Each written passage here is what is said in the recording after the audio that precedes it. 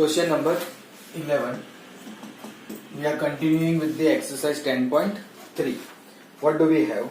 Prove that the line through the point x1, y1 and parallel to the line. So we have a given line.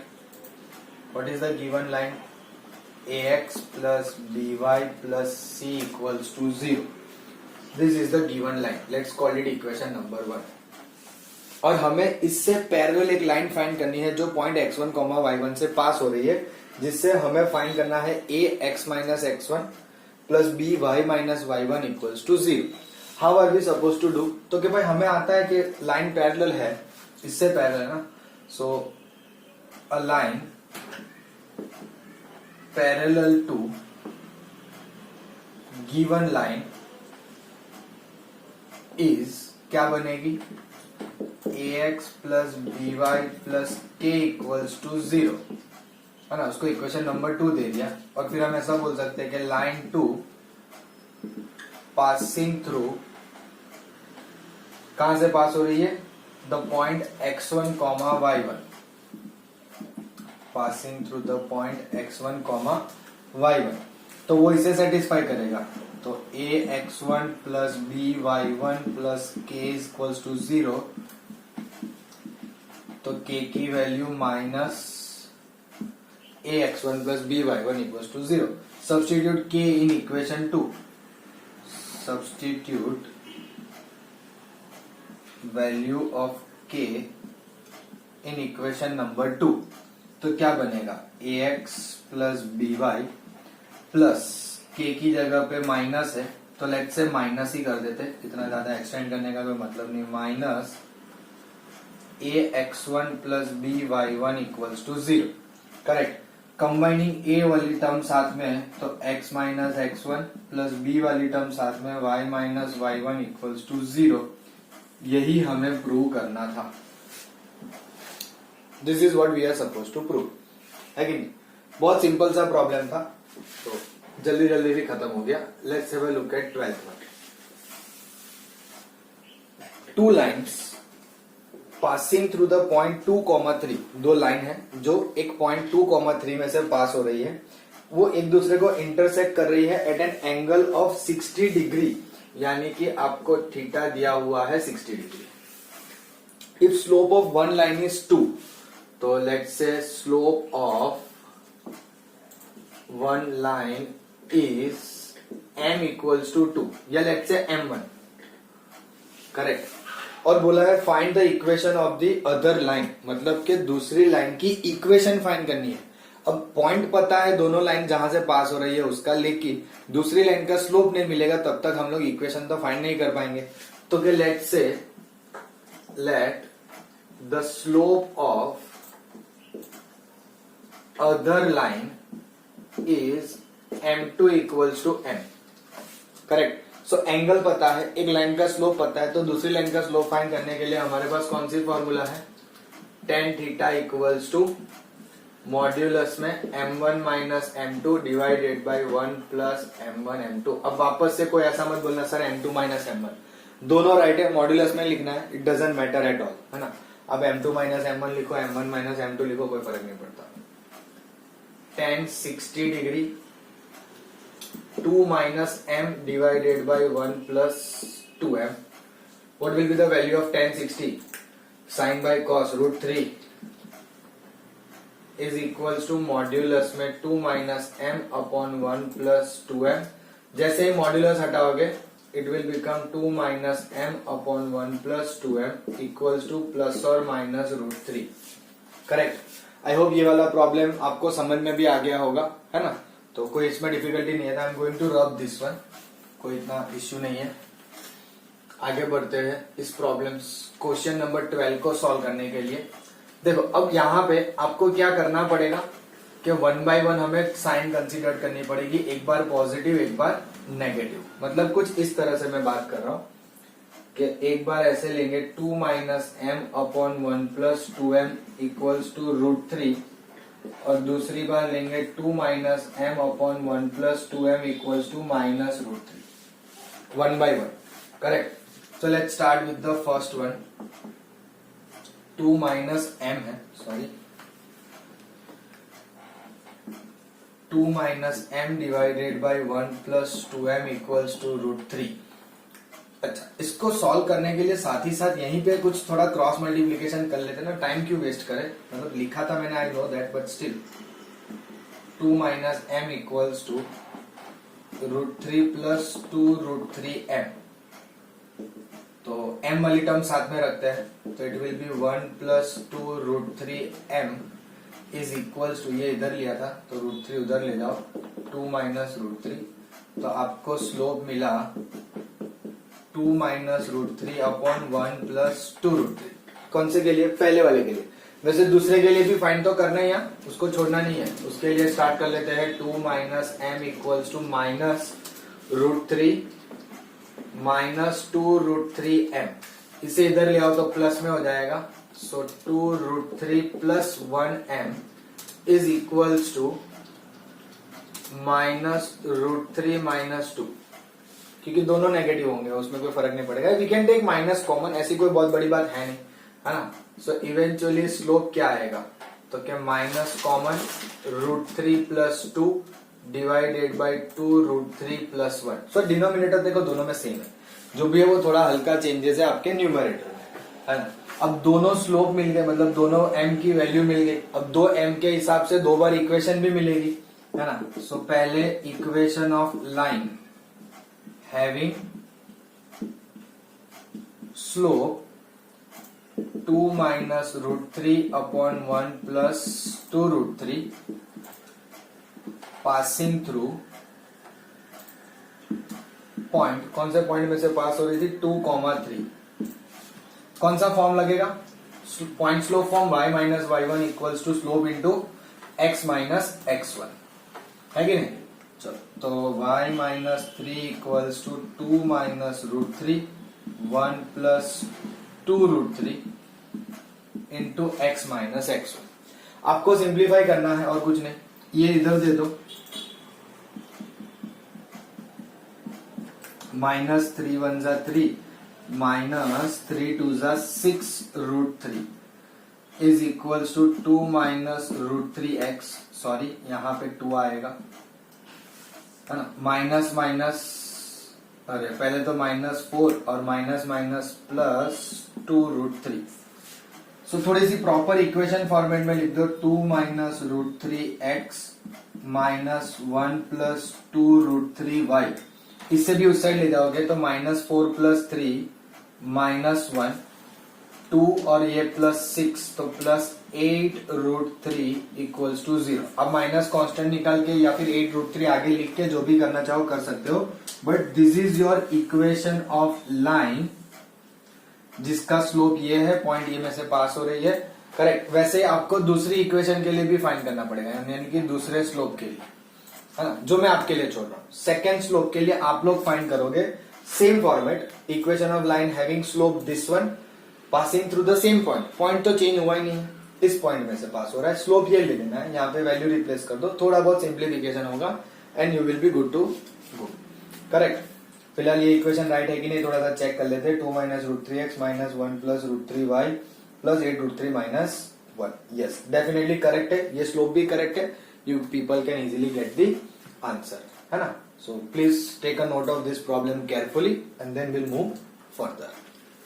Now let's go for question number 30. What do we have? Find the equation of the right bisector of the line segment joining the points. Now see, this is very easy.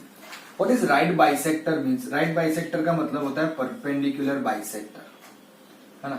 और बोला है कि of the line segment joining the points. So points are 3,4 and -1,2. Now if it is a perpendicular bisector, that means this is the midpoint of this line. Let's say AB, इसको हम A और B बोल देते हैं। Let A 3,4 and B -1,2 be the given points, है ना। जो एक लाइन फॉर्म कर रहा है, क्वेश्चन ने बोला ये, तो हमें अब ऑलरेडी पता चल गया कि ये मिड पॉइंट है। Let's say this mid point is P, है ना, फाइंड कर लेंगे, है ना। So P is the mid point of A B. क्यों? क्योंकि जो पी पॉइंट है वो आपके परपेंडिकुलर बाइसेक्टर पे मीट हो रहा है ना, तो वो डेफिनेटली बाइसेक्ट कर रहा है। तो मिड पॉइंट कैसे फाइंड करते हैं? 3 प्लस प्लस माइनस 1 हो जाएगा एंड 4 प्लस 2/2, तो आपको पॉइंट मिलेगा 2/2 1, 6/2 3। सो पॉइंट पी आ गया 1,3। लेकिन यहाँ पे जो कोई पॉइंट होगा वो तो हमें पता नहीं, let's say Q, just for instance. तो ये भी तो पता है ना कि this P Q is a perpendicular to A B. तो इसका ये मतलब हुआ कि स्लोप ऑफ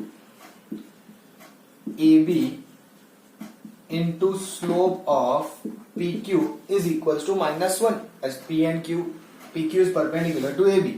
एंड आप ये स्टेप लिख सकते हो पहले, since P Q perpendicular to A B, तो उनके स्लोप का प्रोडक्ट -1। अच्छा चलो, ए बी का स्लोप तो मिल जाएगा ना, 2 - 4 divided by -1 - 3 into let's say m। तो m कितना होगा? चलो थोड़ा सा एक स्टेप बढ़ा लेते हैं, इतनी जल्दी नहीं करनी है। तो 2 - 4 -2 और ये -4 इंटू m, ये कट, ये 2, सो स्लोप आया -2। So you know the slope of this line PQ, you know the point PQ। तो इक्वेशन ऑफ लाइन PQ आप लोग फाइंड कर सकते हो खुद से, है ना। I am going to leave it for you. कैसे?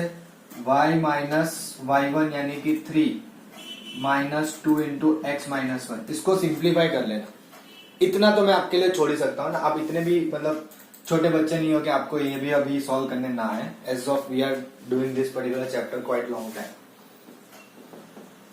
आगे बढ़ते हैं, question number 14। It's a quite good one as well as important one. So please mark this question as very important. आप जितनी बार very लिखना चाहो लिख सकते हो, but it is very very important. What do we have? Find the coordinates of foot of perpendicular from the point to the line. समझना, find the coordinates of the foot of perpendicular from the point to the line. यानी कि मान लो यही same figure है, just think like this, यही पूरे के पूरी सेम फिगर होगी, है ना। चलो मैं ये यहीं की जगह यही स्टार्ट करता हूँ। ये प्रॉब्लम में कोई इतना डिफिकल्ट था नहीं टास्क, तो मुझे नहीं लगता है किसी को कोई डिफिकल्टी होगी, है ना। So let me start over from here. Question number 14 important. अब क्या बोला है? फुट ऑफ परपेंडिकुलर कहां से आ रहा है? फ्रॉम सम पॉइंट, और वो पॉइंट का नाम है -1,3। तो let's say this is a point, यहां से हमने एक फुट ऑफ परपेंडिकुलर बनाया है टू दिस लाइन। ये पॉइंट है 1,3 -1,3 and the equation of line is 3x - 4y - 16 equals to 0। Correct. Let's say this is A, this is B। यहां से P से परपेंडिकुलर गिराया है टू द पॉइंट Q, और क्वेश्चन ने बोला है कि आपको ये फुट ऑफ परपेंडिकुलर यानी कि कोऑर्डिनेट ऑफ Q फाइंड करना है। कैसे करेंगे? देखो, प्रीवियस प्रॉब्लम जो किया ना वो तो पूरा करना ही करना है, लेकिन उसके साथ कुछ एक्स्ट्रा करना है ना। तो प्रीवियस प्रॉब्लम भी इसमें आपका ऑलमोस्ट इंक्लूड हो गया। हाँ, उसमें बाइसेक्टर था तो पहले मिड पॉइंट मिल गया था, लेकिन अब बाइसेक्टर नहीं है, सिर्फ foot of perpendicular. So still we know कि ये परपेंडिकुलर है ना। तो मेरा समहाउ टारगेट ये है कि ये लाइन पता है, ये लाइन के लिए पॉइंट पता है, तो अगर इस लाइन का स्लोप पता चल जाए तो इसकी भी इक्वेशन ऑफ लाइन मिल जाएगी, है ना। PQ की भी इक्वेशन ऑफ लाइन मिल जाएगी, and then we can easily find out the point of intersection between this two lines, isn't it. तो पहले एक काम करते हैं, कुछ इस तरह से लिखते हैं कि given line AB is 3x - 4y - 16 equals to 0, which can be converted as, और we can directly find the slope। चलो डायरेक्टली लिख लेते हैं, कन्वर्ट नहीं करनी है। तो slope of line AB is -A/B, so it will be definitely 3/4। तो हमें ये पता है कि भाई P से जो आ रहा है वो परपेंडिकुलर टू AB, तो we can say since PQ perpendicular to AB, तो वही कंसेप्ट लगा ना, slope of AB into slope of PQ is -1। AB का स्लोप 3/4, इसका स्लोप M बोल देंगे, तो हमें m की वैल्यू मिलेगी -4/3. I know the point. Sorry, I know the point, I know the slope. Can I find the equation of line PQ? Definitely. Equation of line PQ is y minus 3 slope x plus 1. So 3y minus 9 equals to minus 4x minus 4. So 4x plus 3y. ये इधर आएगा तो -5 equals to 0. This is your equation of line PQ. तो I know the line PQ, I know the line AB. अब मेरा जो target है वो क्या है? इंटरसेक्टिंग पॉइंट फाइंड करना. इंटरसेक्टिंग पॉइंट फाइंड करने का मतलब होता है कि यहां से कोई वैल्यू इसमें पुट करें या from here we can put over here. That is what our point is. अच्छा, आप इंटरसेक्टिंग पॉइंट फाइंड करने के लिए आप ऐसा भी कर सकते हो कि let's go for elimination method. You can think of like that also. अब चाहो तो एलिमिनेशन मेथड भी कर सकते हो कि भाई इसको पहले मान लो कि भाई 3 से मल्टीप्लाई कर दिया और इसे 4 से मल्टीप्लाई कर दिया, तो जिससे होगा क्या? सो 3 3 जा 9, 4 3 जा 12 और इसे जब 4 से किया तो 4 4 जा 16 और 4 3 जा 12, तो y कैंसिल हो जाएगा, है ना. या फिर आप सब्स्टिट्यूशन, जो ठीक लगे आपको वो मेथड से आपको यहाँ पे इंटरसेक्टिंग पॉइंट फाइंड करना है. That's the target. तो एक काम करते हैं, इसको ऐसे लिख देते हैं 3y equals to 5 minus 4x, तो y equals to 5 minus 4x by 3 और इसे पहले वाली इक्वेशन में रख देते हैं y की जगह पे. सो 3x माइनस 4 इंटू y की जगह पे 5 minus 4x by 3 minus 16 equals to 0.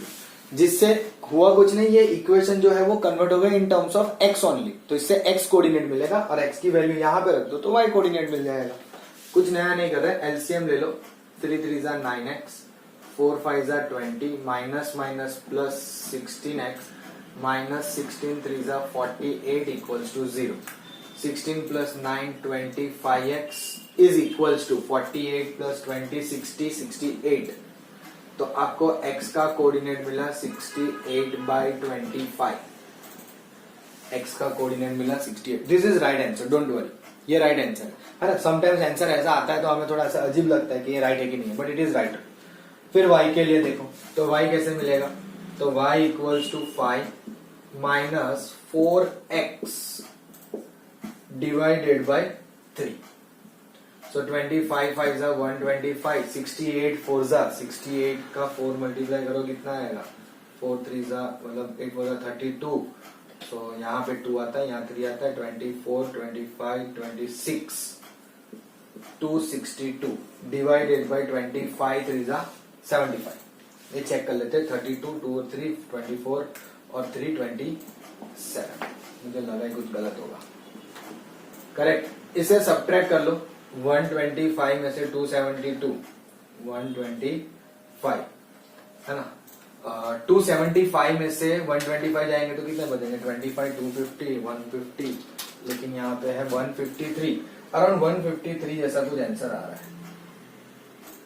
या माइनस 153 बाई 75. सो 5 3 जा 15. देखो 3 से कट हो सकता है.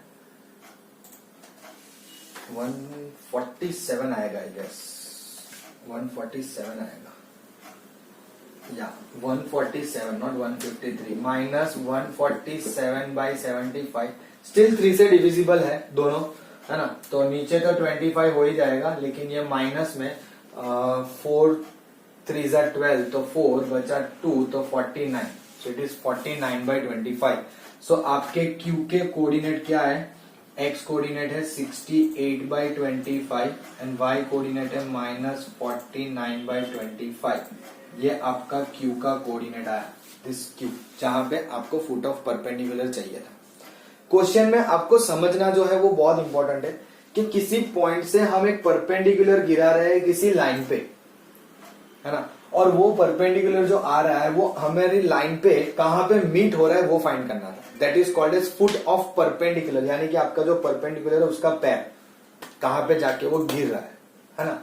तो हमने पहले लाइन की इक्वेशन देखी, उसका स्लोप फाइंड किया, परपेंडिकुलर लाइन के लिए उसका स्लोप मिल गया, फिर इक्वेशन जनरेट की and then simply we found the point of intersection. अब उसके लिए मैंने जैसे कहा आप अलग अलग मेथड अप्लाई कर सकते हो.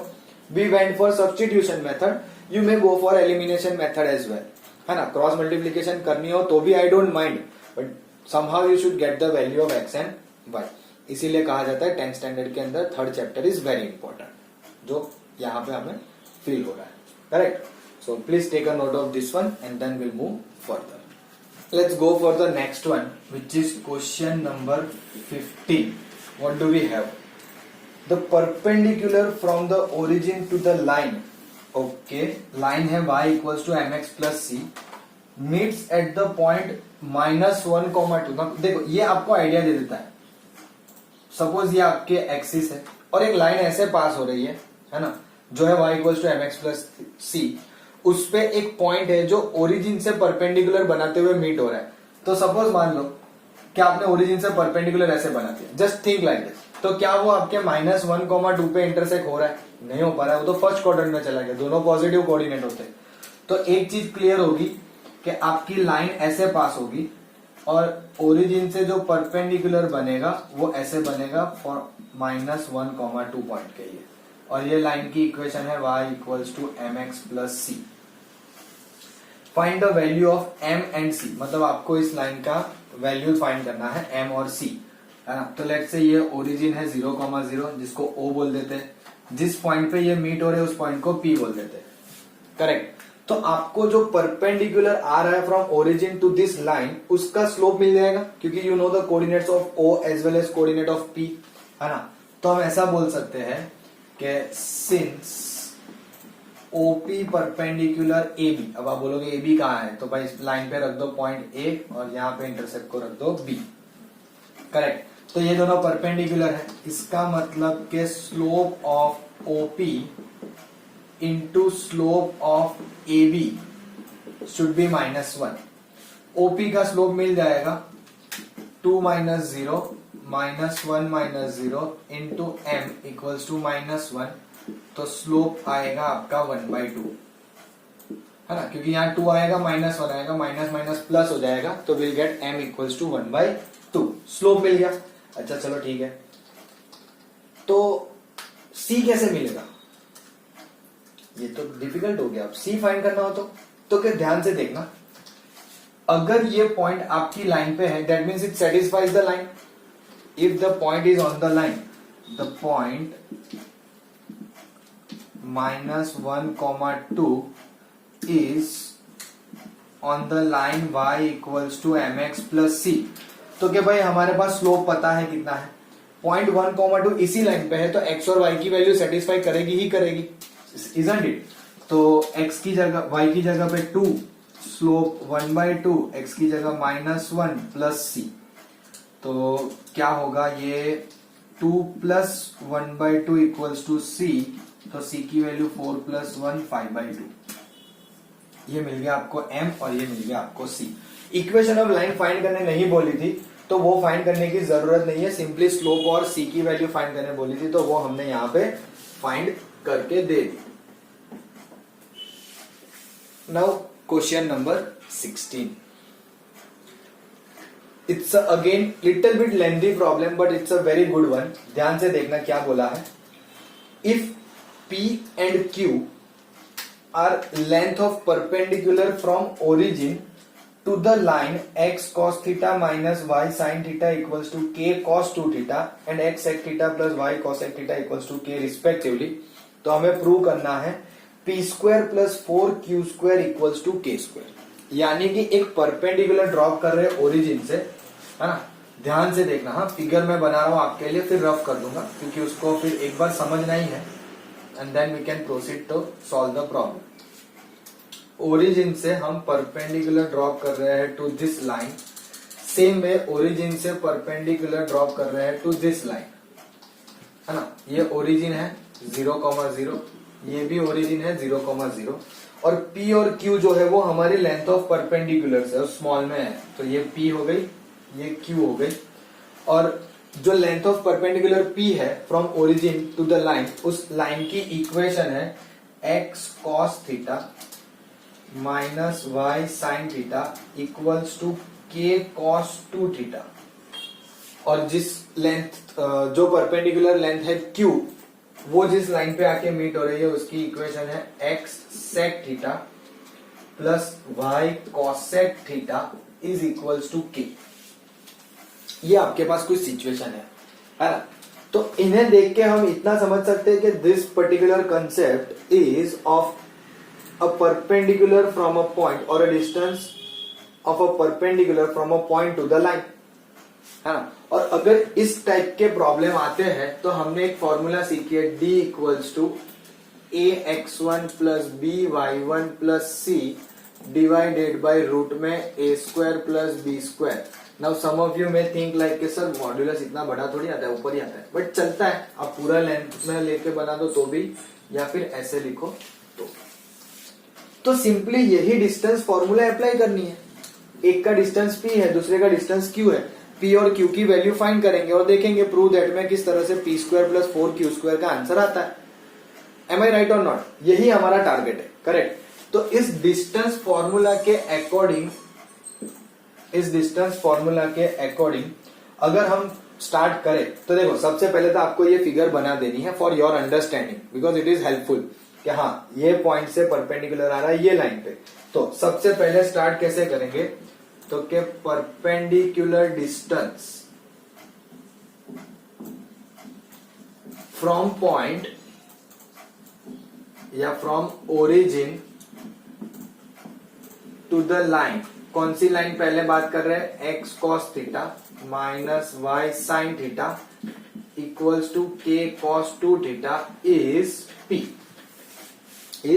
p। तो क्या बन जाएगा, p इक्वल्स टू मॉड्यूलस। देखो फॉर्मूला में आपका कोऑर्डिनेट 0 है, ओरिजिन है, तो सीधा कांस्टेंट c आएगा और c की वैल्यू कितनी है, k cos 2 theta divided by root में a square plus b square. तो a की वैल्यू cos थीटा और b की वैल्यू sin थीटा, यानी कि cos square theta plus sin square theta, वो तो 1 हो जा रहा है। तो आपको p कितना मिला, cos 2 theta, let's say equation number 1। Simply आपको p की वैल्यू ये मिल गई। लेकिन जो दूसरी इक्वेशन है ना, it is not already in the form of cos। तो आप चाहो तो कन्वर्ट करो या फिर आप चाहो तो डायरेक्टली भी कर लो। डायरेक्टली करने में डिफिकल्टी ये है कि यहां पे cos और sin के साथ रिलेट होके हुआ है, यहां पे ऐसा कुछ नहीं हो रहा है ना, थोड़ा सा यूनिक है, अलग है। तो पहले एक काम करते हैं, सबसे पहला काम ऐसा करते हैं कि उस इक्वेशन को ना थोड़ी सिंप्लीफाई करते हैं और sin cos में कन्वर्ट करते हैं। क्या करेंगे, उस इक्वेशन को सिंप्लीफाई करके sin cos में कन्वर्ट। तो now x sec theta plus y cosec theta equals to k। तो ये हो जाएगा x by cos y by sine equals to k। LCM ले लेंगे तो it will become x sine theta plus y cos theta equals to k sine theta cos theta, correct. और यहां पे आप चाहो तो ऐसे भी कन्वर्ट कर सकते हो कि x sine theta plus y cos theta equals to 1/2 k sine 2 theta, और इसे ना इस साइड ले आते तो it will be minus and this will be equals to 0। अब डिस्टेंस के बारे में बात करेंगे। क्या distance, perpendicular distance, actually not distance only, let's say perpendicular distance from origin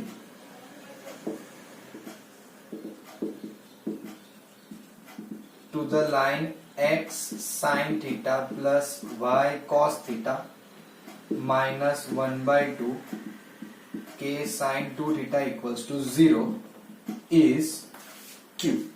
सीधी सी बात है। तो परपेंडिकुलर डिस्टेंस में कितना बचा, तो क्या भाई minus 1/2 k sin 2 theta divided by square root में sine square theta plus cos square theta. ये आपके ए और बी है, चेक कर लो, A X plus B Y, correct. तो ए साइन थीटा है और यहाँ पे कॉस थीटा है। तो यहाँ पे बचा हमारे पास 1/2 के साइन थीटा, तो 2 इधर दे दो, तो 2q इक्वल्स टू के साइन 2 थीटा। इसे बोल दो इक्वेशन नंबर 2। हमें प्रूव दैट क्या करना है, कि P square plus 4q² is equals to K square. तो क्या करेंगे, तो कि squaring and adding equation number 1 and 2। तो 1 में क्या हो रहा है, पी स्क्वायर, यहां पे 4q², वहां से के square cos square 2 theta plus के स्क्वायर साइन स्क्वायर 2 थीटा। तो यहाँ पे के स्क्वायर कॉमन निकालोगे तो cos square theta plus sign square theta जो है, sorry cos square 2 theta plus sine square 2 theta जो है वो 1 हो जाएगा। तो इस तरह से आपका ये प्रूव भी हो जाएगा कि P square plus 4q² is equals to K square. Correct. I know कि प्रॉब्लम मैंने पहले कहा थोड़ा लेंथी होगा। लेंथी क्यों हुआ, because of this particular equation जो सेक और कॉसेक में है। अब शायद आप में से किसी ने ऐसा सोचा होता कि सर हमें उसी में रख के करना है, तो you can do it, but उससे आपको डिफिकल्टी कहां फील होगी, ये एडजस्ट करने में। यहाँ पे जो एडजस्टमेंट आपका इजीली हो गया वो इजी नहीं होगा। कैसे, तो क्या आप के को माइनस इधर ले लो, तो चलो के आ गया, तो आपको क्या मिलेगा, q इक्वल्स टू के। सीधी सी बात है ना। अब आपने स्क्वायर किया और ऐड किया, तो आपको मिल रहा है P square plus q² is equals to K square, common निकाल के cos 2 थीटा प्लस 1। अब आपको वो पूरा थीटा का प्रॉब्लम जो है वो सॉल्व करना पड़ेगा, सो वो और ज्यादा कॉम्प्लिकेट हो जाएगा। Correct. So this is better way to get it done, के जिससे आपको साइन और कॉस में ही मिले, तो आपका स्क्वायरिंग जो है वो हेल्पफुल हो जाए, प्लस 1 में चला, मतलब इंटू 1 हो जाएगा। Cos square theta plus sign square theta will be 1। 2 theta समझ लो, इट्स ओके, उसमें कोई फर्क नहीं पड़ने वाला। करेक्ट। तो आई वुड रेकमेंडेड के ये क्वेश्चन भी आप इंपॉर्टेंट में टिक करके रख लो। Correct. So please take a note of this one and then will move further. Now let's go for the next, which is question number 17। In triangle ABC with vertices, so हमारे पास triangle के vertices है A 2,3, B 4,-1 and C 1,2। Find the equation and length of altitude from the vertex A। ये A है, B, C और ये altitude. Altitude यानी it's perpendicular to the opposite side. तो क्वेश्चन ने बोला है कि आपको लेंथ फाइंड करनी है। करेक्ट। लेट्स से D, तो लेंथ AD फाइंड करनी है और AD की इक्वेशन भी फाइंड करनी है। तो देखो इक्वेशन फाइंड करना इजी होगा, क्यों, तो क्या B के कोऑर्डिनेट पता है, C के कोऑर्डिनेट भी पता है और A के भी तो पता ही है ना। सो C के कोऑर्डिनेट 1,2 और A का कोऑर्डिनेट 2,3। तो हम बोल देंगे कि AD is an altitude on BC, यानी कि AD परपेंडिकुलर टू BC, तो slope of BC into slope of AD, इनका प्रोडक्ट -1। सीधी सी बात है, कोई इतनी बड़ी बात तो है नहीं। तो BC का स्लोप मिल जाएगा, कैसे मिलेगा, तो कि 2 माइनस माइनस प्लस 1 और 1 minus 4 into slope of AD m बोल देते हैं।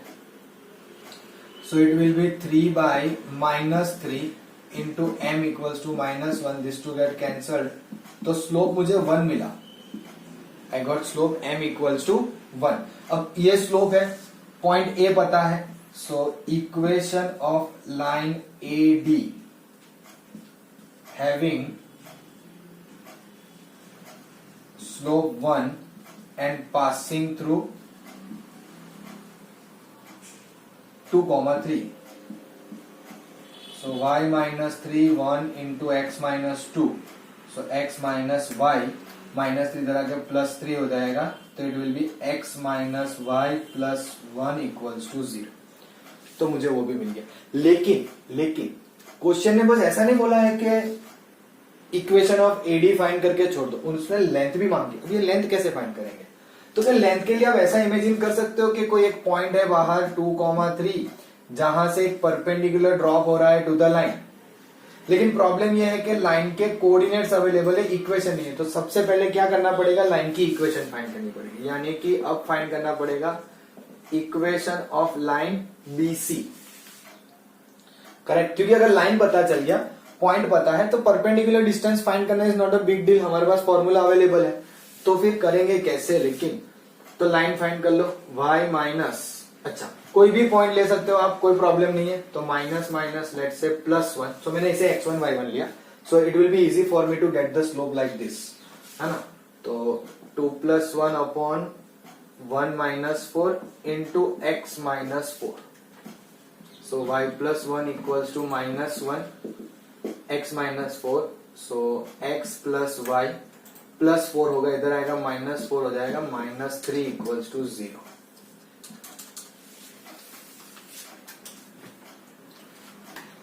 सही बात है ना, दोनों लाइन परपेंडिकुलर है, इसका स्लोप +1 था तो इसका स्लोप -1 ही आना है, it's not a big deal.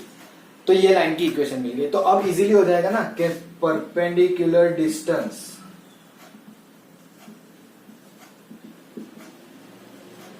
From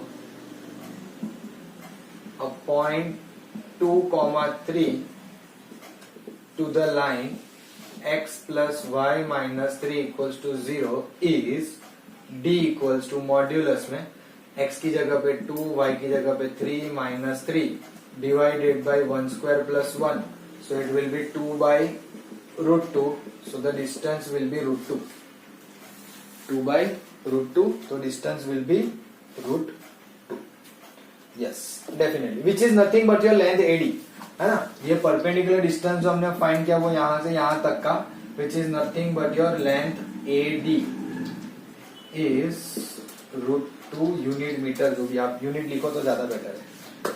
are you getting it? So problem में कितना अच्छे से उन्होंने हर एक चीज को कवर करने की ट्राई की है कि पहले तो आपने परपेंडिकुलर कंसीडर करके स्लोप फाइंड किया, पॉइंट अवेलेबल है तो पॉइंट स्लोप फॉर्म से इक्वेशन फाइंड की, फिर परपेंडिकुलर डिस्टेंस फॉर्मूला में जाने के लिए पहले आपको equation of line BC find करना था। यहां पे होती है difficulty, majorly students can able to solve till this point and then they will get just stuck कि अब ये हो क्या गया, मतलब परपेंडिकुलर डिस्टेंस या कोई भी डिस्टेंस फाइंड करने के लिए आपके पास ये तो अवेलेबल नहीं है ना, and then will left it over there. चलो ना यहां तक के तो मार्क्स मिलेंगे ना, but this whole problem carries 3 marks, तो यहां तक के आपको 1 या 1.5 मार्क मिलेगा, यू वोंट गेट 2 और 2.5। इक्वेशन ऑफ लाइन फाइंड करनी है, परपेंडिकुलर डिस्टेंस फाइंड करना है, तो इसका भी कुछ तो रिस्पेक्ट होगा ना, इजंट इट। यहां पे सिर्फ स्लोप फाइंड करके इक्वेशन फाइंड कर दी तो उसका 1-1.5 मैक्सिमम, करेक्ट। तो प्लीज मेक श्योर कि आप ऐसे प्रॉब्लम को मिस ना करें, है ना। कंसेप्ट ध्यान में रहेगा, we will definitely able to solve it. Please take a note of this one. Let's go for the next one. I guess this is the last problem of the exercise 10.3. What do we have? If P is the length of perpendicular from origin to the line, P जो है वो क्या है आपका, length of perpendicular है from origin to the line. So concept यही है, origin perpendicular distance P to this line whose intercept on the axis are A and B। अच्छा, मतलब कि आपको कौन सी इक्वेशन ऑफ लाइन चाहिए, equation of line in intercept form. क्या आता है, x/a + y/b = 1। और आपको जो प्रूव करने बोला है वो कुछ इस तरह से है, 1/p² = 1/a² + 1/b²। It's a very simple problem, but जब आप कुछ ऐसा देखते हो ना तो थोड़ा सा सहम जाते हो, अरे ये क्या है, इसको कैसे करेंगे, don't worry. So this is my equation of line which is in the form of intercept. तो मुझे ये इक्वेशन, ये लाइन की इक्वेशन पता चल गई, पॉइंट पता है ओरिजिन है, सीधे सीधा डिस्टेंस फॉर्मूला में रख देना है। So the perpendicular distance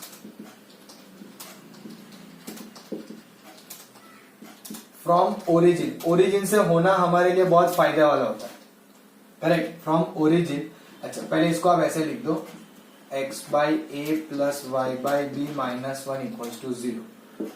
0 to line is p, perpendicular distance from origin to line is p। तो ये परपेंडिकुलर डिस्टेंस मॉड्यूलस में ध्यान से देखना, x और y की वैल्यू तो 0 है, तो 0 + 0 - 1 डिवाइडेड बाय रूट में आता है a² + b², यानी कि x का कोफिशिएंट a, y का कोफिशिएंट b। यहाँ पे x का कोफिशिएंट है 1/a, तो 1/a² और यहाँ पे 1/b²। ये एक चीज आपको थोड़ी सी ध्यान रखनी है, बाकी प्रॉब्लम इजी है। करेक्ट। ऊपर से मॉड्यूलस में 1 बचेगा, डिवाइड में रूट में 1/a² प्लस 1/b², स्क्वायर कर लो यानी कि squaring, it will become p² equals to 1/a² plus 1/b²।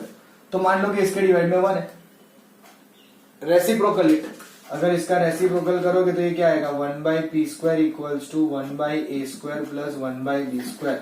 ये रेसिप्रोकल इट वाला समझने के लिए ध्यान देना, दिस इज योर डिनोमिनेटर पूरा, उसे ऊपर ले जा रहे हो तो ये एज इट इज ऊपर जाएगा, है ना, और 1 ऊपर p² नीचे, इसका 1 नीचे, तो वो नीचे वाला 1 लिखने का मतलब नहीं है। सो this is how it is proved, है ना, क्योंकि समटाइम्स स्टूडेंट्स फील डिफिकल्ट कि ये क्या हो रहा है, मतलब 1/a² प्लस 1/b² यहां से यहां था, मतलब कैसे चला गया ये सब। तो आप पूरा एज अ सिंगल टर्म मान के इसको ऊपर ले लो, है ना, 1 डिवाइड में जाएगा और यहां पे भी रिवर्स कर दो, है ना। अच्छा ऐसा डिफिकल्ट हो रहा तो क्रॉस मल्टीप्लाई कर लो, यहां से इसे ऊपर ले आओ, ये p² नीचे ले जाओ, तो भी आपका आंसर आ जाएगा। Somehow you will get it, but you need to understand कि क्या हो रहा है ना। Cross multiply, take this whole bracket over here, p² को नीचे ले लो, हो गया, still same thing, 1/a² plus 1/b² equals to 1/t², यही आपको मिलेगा, सिंपल। सो प्रॉब्लम इजी है, लेकिन क्वेश्चन पे से समझ में आना चाहिए करना क्या है और कैसे, simple. So that's where our exercise ends and we'll stop here only for the day.